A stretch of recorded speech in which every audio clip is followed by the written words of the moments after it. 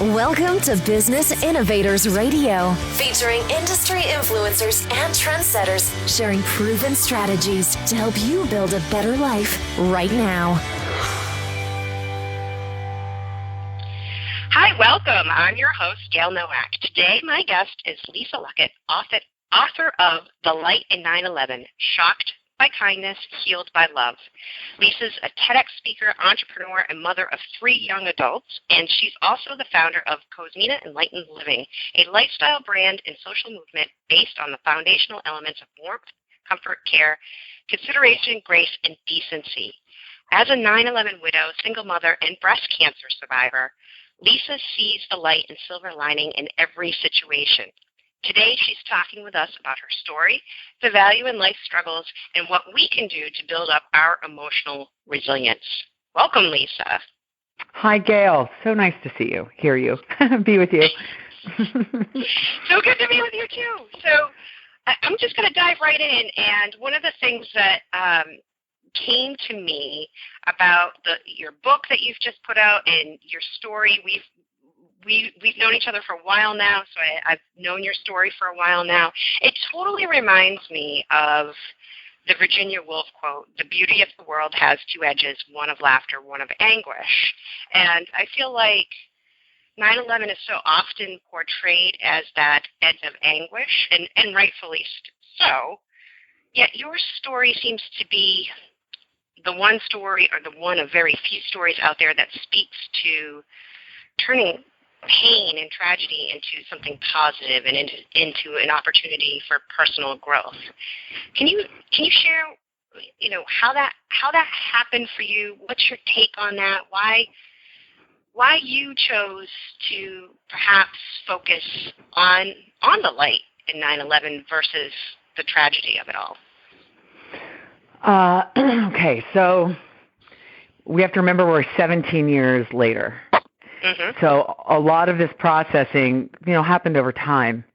And one of the things about 9/11 is it is a collective trauma. So it was experienced simultaneously by everyone in the world, and certainly everyone in our country.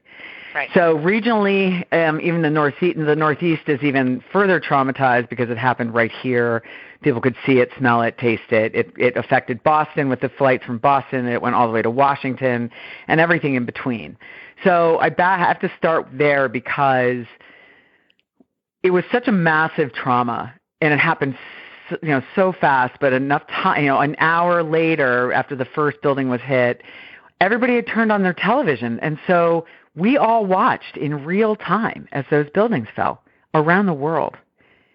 So we're never going, so that's kind of the pinnacle of a traumatic experience that could be experienced simultaneously by a world population.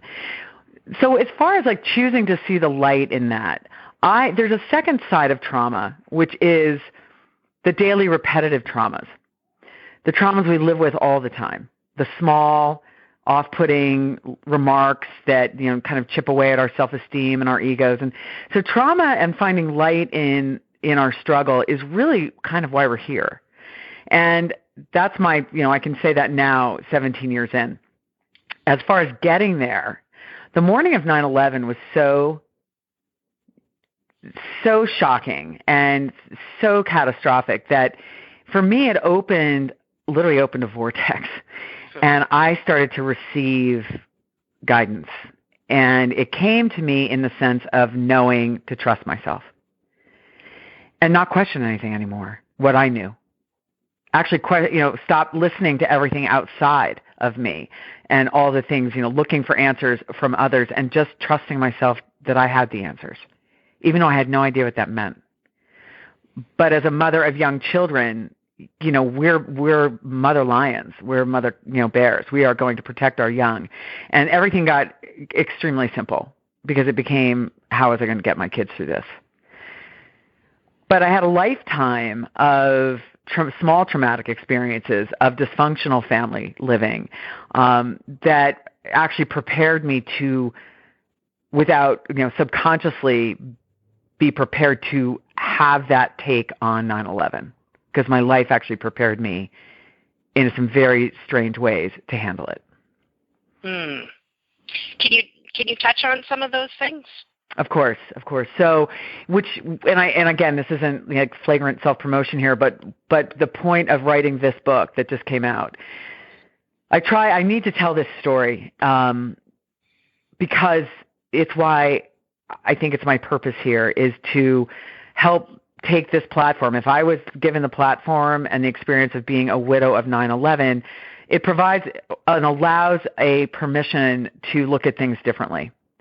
So in doing so, I'm not as judged as others when I might say something a little different, like maybe there's light in 9/11, because I was given so much love, unconditional love from strangers, not friends and family, of course, but from strangers around the country and around the world, that it actually energetically supported me for so long. I mean, it still comes. I still get it. But it was so powerful that it held me buoyant and gave me this kind of protective layer so I could continue going forward in the way I knew to go, which was against the stream and against society and against my parents' wishes, to figure it out.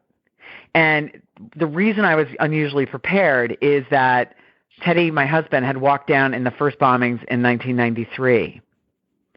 He worked for the same company, for Cantor Fitzgerald, which had 658 people lost on 9/11. So an enormous number of people. And that same group, Teddy worked there then in 93 and walked down those 105 floors that time. Wow. And in that bombing, I was enraged at the terrorists, but nobody else seemed to care. Everybody kind of swept it under the rug, went back to normal a couple months later, so that when it happened the second time, I never got angry again. Because somewhere subconsciously, now again, this is not something I tried to do or not do. This was not an intellectual choice. I was just in it and allowing it to flow. And it washed over me. And part of that was that I never got angry again, because I think subconsciously I knew they went in by choice. They went back into those targets. Mm-hmm. So there's a strange knowledge to that. And wasn't so shocked by terrorism. I had already dealt with terrorism before. And then his mom was very worried about his health and had lost her husband young, and they never processed the grief properly. So were very victimized by it. And she just constantly talked about him dying of a heart attack because he was working a stressful job. He was a little overweight. He had high cholesterol. And, of course, he blew her off. But I constantly ran his death through my mind because she reminded me of it all the time. Oh, my gosh. Yeah. Which people do to each other. Yes. We do this to each other. Yeah. We do. Yeah. We do. All of that worry has energy. Mm-hmm. Everything has energy. So all that love energy I was getting before it, before 9/11, I was getting all of hers, and I was absorbing that, and he was blowing it off, so I took it all. And bottom line is, I ran his death through my mind literally hundreds of times, Gail. And I can tell you, sitting here, that the human mind is so powerful. We can get ourselves just as worked up at the idea of an event as the event itself. But we don't ever imagine the good that comes with it, like the TED Talk, right? It's about this flanking of the godness of the situation. It's human beings rising to the occasion to help you and help each other.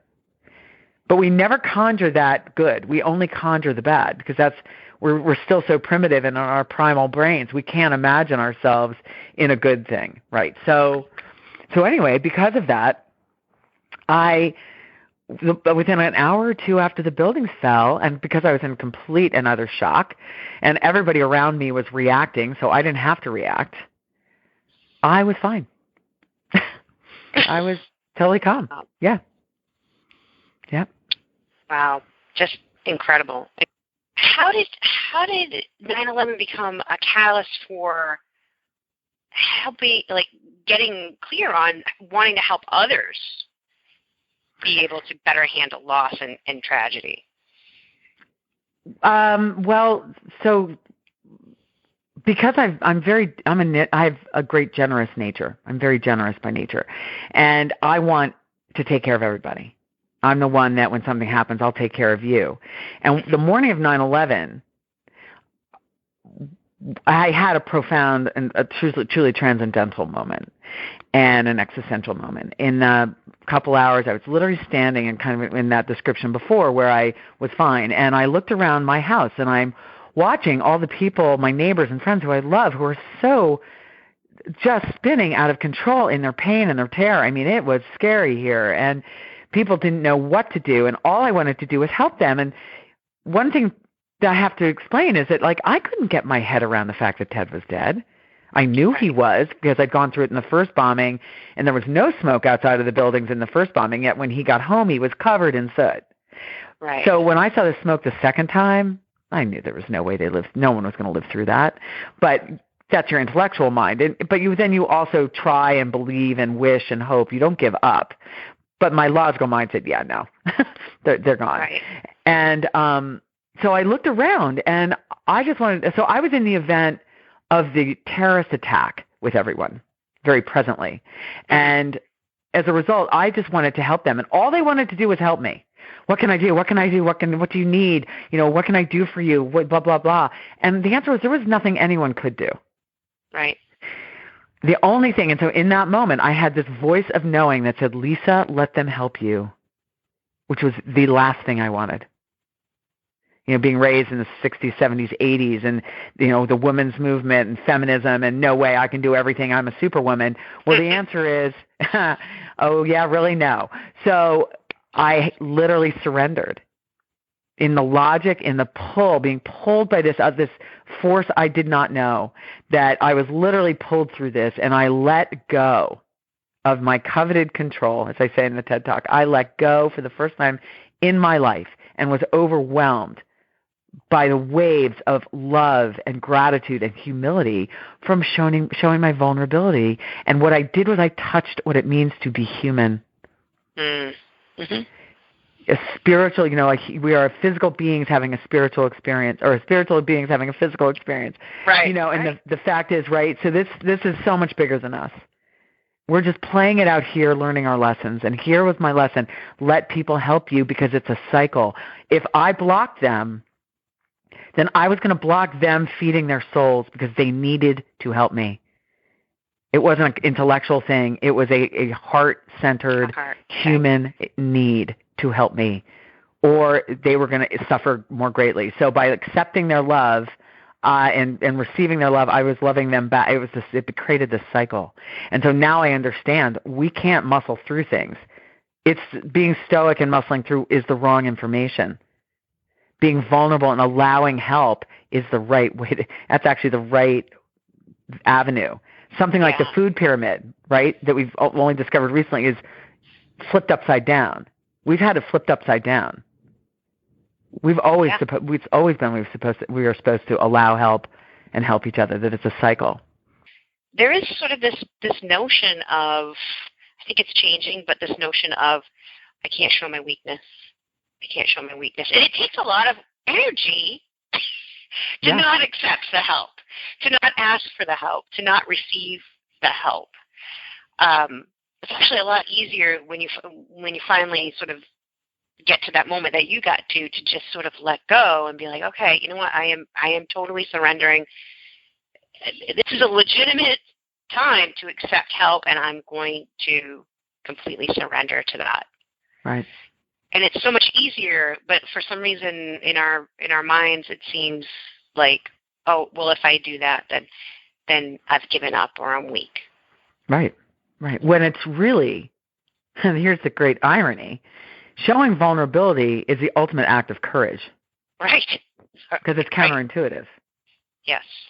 It's counterintuitive. And I do think it's inherent in the American culture, but I think it's inherent in most cultures. I think it's just where we are as in our human evolution. But America, which the United States, and that's the only thing I can speak to, I only know America, but there's a whole other study beyond this book that's a second book, which is a macro study, which we will get into the explanation of why we're where we are. And the country, our culture is actually adolescent. Our country's only 242 years old, as compared to our neighbors, global neighbors, who are thousands of years old. We're babies. Yes. And we're babies, and we think we know everything, just like an adolescent teenager. Mm-hmm. So if we're really teenagers in the scope of the world population, the world society, then we don't have humility, which is part of why we're where we are. So, I mean, I can if I ever get the book completed, drafted, completed, that's where I'll take it, because it does explain why we're where we are today. If we just back up and get to that 10,000-foot view. Right. But right. I digress. That's totally. Need to go off, but. It totally makes sense, though. It's funny that is something that I often talk about in conversations, just casual conversations of, hey, we're going through our growing pains. This is just part. Let's not get too crazy about to worry. Like you were saying, you can get caught up in that negative sort of spiral, that chatter in your mind, and get really. You can really work yourself up. But if you think about it as this is just sort of the normal evolution of things, this is a piece of us growing up. Sure, there's going to be bad things, there's going to be good things, but let's just focus on continuing the evolution. To me, anyway, I don't know, maybe that's just a coping mechanism that I have. But I feel like no. That's a much better place to be than to be like, oh my God, the country is going to pieces. No, it's not. It's definitely not. And what we're having is we have amnesia. We forget the 60s and World War II, and we forget all the struggle. We've done nothing but struggle, but we've never been tested with boots on the ground, on our soil attack. So that's where 9/11 is different. We had Pearl Harbor, but it was in the middle of the Pacific. Right. And we've had JFK assassinated in the assassinations of the 60s. We had Vietnam, which was a political war.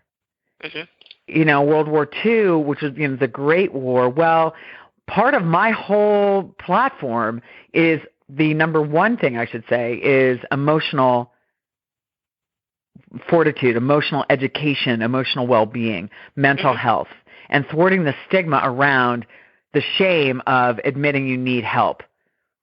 But we all need help, not only in a tragedy. We all need help in life.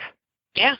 Because we're not born knowing this stuff. And quite honestly, where we are today, if I'm 58 and I'm now moving into the senior side of, parenting and soon into my twilight years, but the truth is that we aren't right now being good role models for our children because we are so scared. We have not found our wisdom. We have not built, I should say, and that's my whole point of doing this is I want people to recognize what they know in their life experience because your life is preparing you for your life all the time. It's your path. It's what you were it's predicated before we got here, depending on how you see things in one form or another. But the bottom line, if this is our path, we're being shown these things so that we learn those lessons. So if you reframe, and this is where I'm ultimately going with all of this, I just want to reframe struggle, and I want to reframe trauma and pain, and just shift in how we see it. We don't have any emotional training because it's always been shamed, and it's always been poo-pooed because we have been in a masculine energetic system, which is clearly breaking. And the feminine energetic system is coming in, and that gets into book 3. Which I won't go into at this point because it's just a little too weird. But it won't be weird in 3 or 4 or 5 years. It'll be extremely it is already. I can explain it in such a way that it actually makes sense. But it's going to require people to give 5 minutes of consideration without defending against me. Just hear my theory. Just hear this thinking. Just quiet your having to be right mode. And all that noise that your parents would say, no, if she can't be wrong, she's talking about something that I've never heard before, so it can't be right. You know what I mean? So that's why this has to progress slowly because I have people. The next one of the conversations is we have to give ourselves permission to see things in the way we feel are right, not in the way society feels is right, and not in the way our parents thought was right. Because the world is very different than the world that our parents lived in, and then my children are living in a very different time than I lived in. Right. And we as adults need to scramble to repurpose ourselves because technology and Google has replaced us as wise counsel in the sense of knowledge and analytic, intellectual knowledge. But we can never replace a hug, a conversation where you're really hearing someone, looking deeply in the eyes, telling somebody it's going to be okay. That can never come from technology. That can only come from another human. And we, as the adults in the community of the United States right now, really need to refigure out who we are. And that's my point, is to see the value of your life experience, because every single thing we've lived is teaching us what we need for the next thing. What are some of the things beyond what you sort of just alluded to that we can do differently to build not just our emotional resilience, but kind of our courage to reach out to others? The number one thing we have to do, Gail, is calm down. Mm-hmm. We have to calm down and turn off the television. Oh my gosh, it's so true. We have to stop listening to the noise and remember what we know. And even the day after 9/11 and the day after that and the day after that and the day after that, you know what? The sun still came up. Mm-hmm. And it went down at night. And the only thing that changed in our world was us. And we changed instantaneously with this new rooted terror.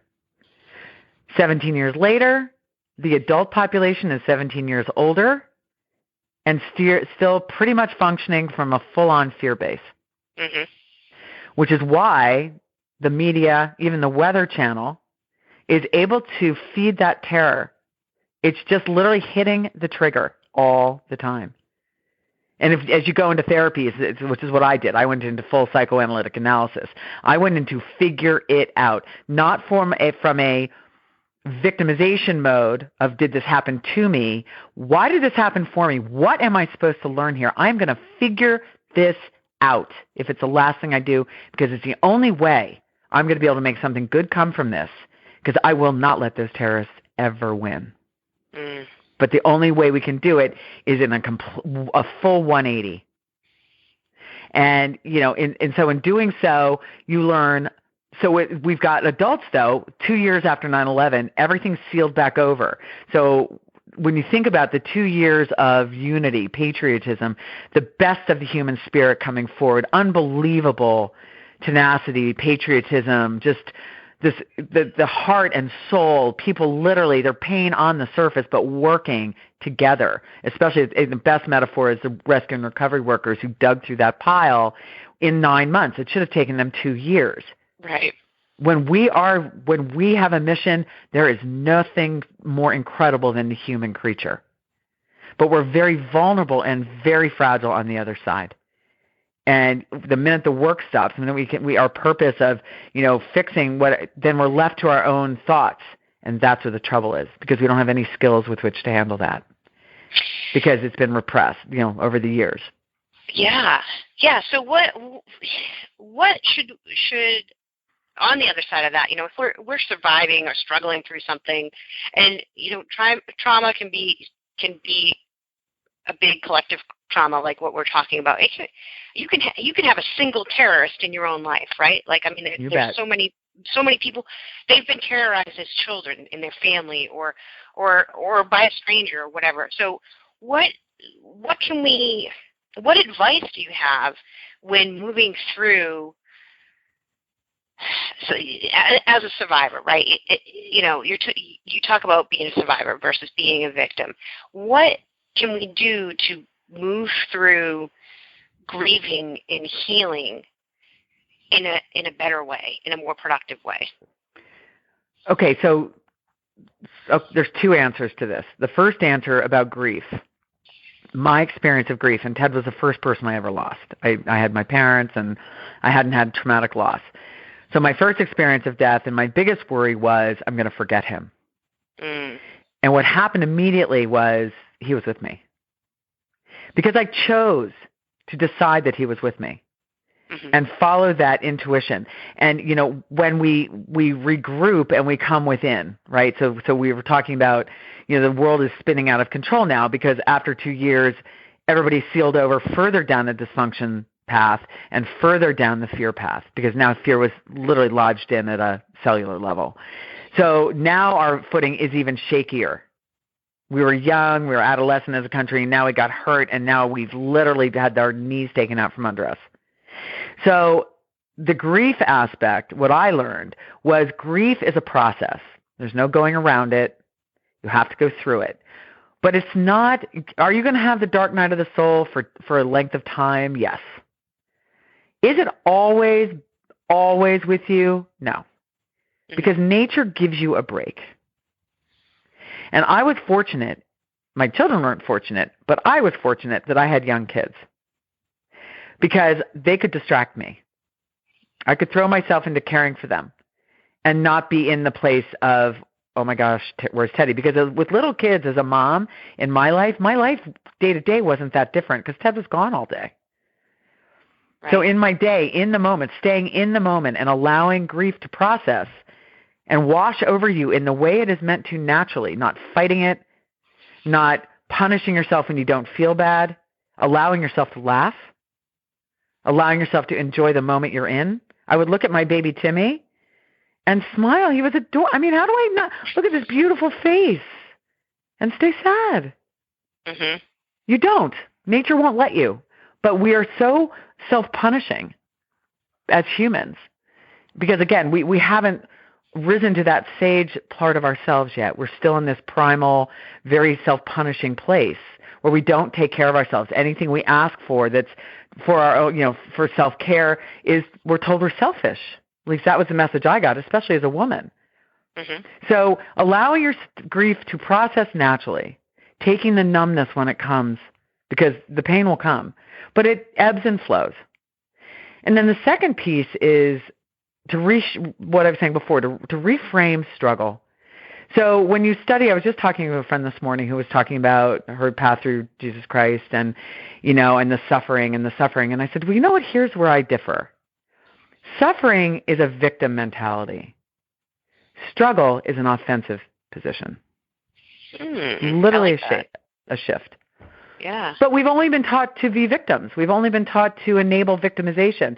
When I had breast cancer, which, by the way, was my test to see if I had and could, in fact, learn a skill set for trauma management, 8 years after 9/11, I get an early diagnosis on a regular scan. So it was, it was a cancer light. Did I have cancer? Yes. Did I eradicate it in every possible way because I had kids and there was no way I was going to leave anything to doubt? No, of course I did. I'm going to take the full treatment, but it was a bad year. I'm not deformed from it. I just had a lumpectomy, so you can't even really see. There's not even a divot because it was underneath. I didn't have a mastectomy so that I look different in the mirror every day. I mean, there's different levels of cancer. And again, this is part of our reactive culture. The minute you hear the word cancer, you feel like it's a death sentence. Well, many cancers are 100% treatable, and many breast cancers are completely treatable, caught early. So the point is that the struggle is where I'm going with this whole message, and that is instead of looking at your life as why is this happening to me, you just change the preposition. Why is this happening for me? Why am I being shown this? What am I supposed to learn here? And I'm not saying that my life is any easier knowing all this stuff, by the way. I struggle every single day in different ways. I'm just more detached from it because I recognize that it's preparing me for whatever's coming next. It's making me richer and deeper and much more interesting and much wiser so that I'm better counsel to my kids. And I would imagine better counsel to the people in your community, the people who are hearing you speak, the people who are reading your book. How are you seeing people respond, and are you seeing a positive impact going out there with this platform? It's incredible, Gail. In a million years, I would never have dreamed it could be this good. And I mean, people literally telling me it's so well written. I read it in one sitting. I have men telling me, and I mean not one or two, like a couple dozen men have told me I read it in one sitting. Many have said, my gosh, Lisa, it's the first book I've read in 20 years. Wow. Now, it was written for women. Women read memoirs. right? Women 45 to 65. I was writing for me, for my people, for people my age in my window. My children's friends are reading it. The children of my friends are reading it. My readers are 18 to 86, and they all say the same thing. Oh, my gosh. Oh, my gosh. It's so inspiring. You've given up. And what I get a lot is you're so brave. You're so courageous to expose yourself like this. And if you really know the story, I didn't even touch on a fraction of it. This is just a skimming the surface. I gave you I give you real stories because I really want people to believe me when I tell them the next thing. So it's really about building trust. Mm-hmm. This book is to meet you, to get to know me. I wish I could know you, the flip side, but so that you can know me. So the next two things I write, you might consider where you might not have before because you will know me. And you're going to know I'm not, well, I am flaky, but I am really a pragmatic character because I think I was given this whole experience because I'm supposed to take what's considered strange in the culture and make it normal, but not from a, twirling around, jumping over rainbows necessarily. This is about having a connection with your higher self and understanding that we are literally part of an energetic system that is everything. And we actually are all connected. And 20 years from now, when I've aged out and my kids are in their early 40s, this will be common knowledge because I'm only one voice of literally tens of thousands, hundreds of thousands of voices that are saying the exact same thing from their awakening from their traumatic experience. Or they're awakening because one day they just woke up. Mm-hmm. It doesn't have to be through trauma, although trauma is a fast track for sure. Yeah. Yes. Absolutely. Yeah. Absolutely. If you allow it. If you decide to say, I'm going to make this pain useful. So pain is the fast track. If pain, this is one of my theories, is pain wouldn't be in nature if it wasn't necessary. Well, maybe we've been looking at it wrong. I'm here to tell you, at 58 years old, every single thing will pass and it will be okay. Yeah. Always, no matter what it is, no matter how bad it is in the moment. Is it going to be different? Yes. Is it going to be a new normal? Yes. But it will be okay and you will be happy again if you allow it. So back to what you started with the whole conversation, it's choosing, it's choice. But the choice isn't necessarily saying I want to be happy. The choice is saying I'm going to follow what feels right to me, and I'm not going to listen to that voice in my head that is my parents, society, my teachers, my grandparents, and all of that shame that told me I was wrong. Because I promise you follow your instincts and your gut, you're not wrong. So before we wrap up, is there anything that people should know that we haven't yet covered? I feel like we could have this conversation for hours. I know. It's like such a tease, isn't it? I know. I feel the same way, Gail, and I have with you since I met you. But and so hopefully this is the beginning of many conversations. I do hope so too. Yeah, so we'll definitely stay in touch and be in touch. But that anything I can leave people with is that I hope that they will lean in and choose their courage. Lean in, like it's literally that 10 seconds of courage that is the unknown, right? And if they say if you are out of your comfort zone, that's when you're learning. Well, if being out of your comfort zone is learning, I should be a super genius by now because I'm never in a comfort zone. But as a result, what happened? I just keep meeting amazing people. The doors keep opening. Because I let go of trying to orchestrate it, and I'm letting it come to me, right? So it's the shift of this 10-degree shift of how we live in our life. Why are we giving other people that much power to judge us when they can't know how we feel or what we need? Why are we allowing that to run our lives? So now is the time to pivot, and that's what we're being given right now. We're being shown this opportunity to pivot and do it in a new way. And so while the world seems like it's going crazy, it's just breaking so that it can be restructured. And like out of the chaos will come order.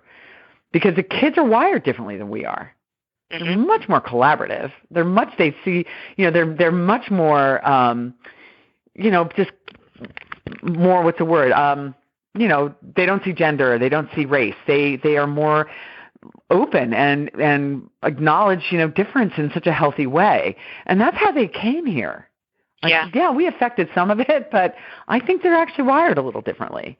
Yeah, as they need to be, because the future is going to be different. How can someone find out more about you, Lisa, your book, Cosmina?